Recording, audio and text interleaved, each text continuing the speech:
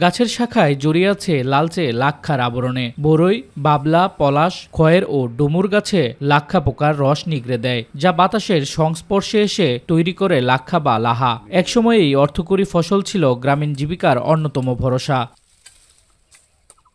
ডাল থেকে সংগ্রহ করা লাক্ষা মেশিনে ভেঙে পানিতে ধুয়ে চড়ানো হয় উনুনে। এরপর থান কাপড়ে নিয়ে তাপ দিয়ে তৈরি করা হয় লাক্ষার টিকিয়া, যা ব্যবহার করা হয় কাঠের আসবাবপত্র, পিতল বার্নিশ, স্বর্ণের দোকান, রেল কারখানা, খেলনা, টিস্যু পেপার, এমনকি সিলমোহর তৈরিতে। উৎপাদনটা আগের তুলনায় অনেকটা বেড়েছে।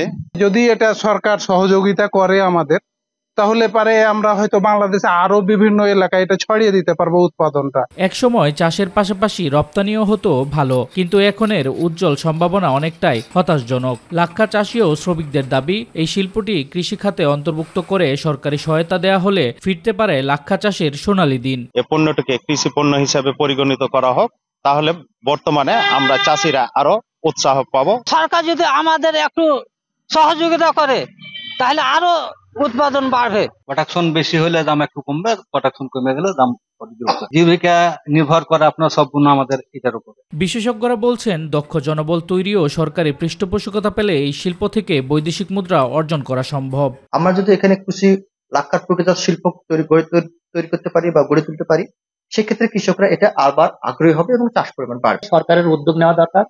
যেহেতু এখানে লাক্ষা গবেষণা কেন্দ্র আছে, এখানে বিজ্ঞানীর তো স্বল্পতা, বিজ্ঞানী না থাকার কারণে এখানে গবেষণা কাজ ঠিক মতো আগানো যাচ্ছে না। আধুনিক প্রযুক্তি সম্প্রসারণের মাধ্যমে রাজশাহী বিভাগের যে কৃষি উন্নয়ন প্রকল্প আছে, সেই কৃষি উন্নয়ন প্রকল্পের মাধ্যমে আমরা স্বল্প আকারে কিছু কৃষকদেরকে প্রদর্শনী আকারে দিয়ে করানোর চেষ্টা করতেছি। দেশে প্রতি বছর লাক্ষার চাহিদা প্রায় 10,000 টন হলেও বিপরীতে উৎপাদন হয় মাত্র 1.5 থেকে 200 টন।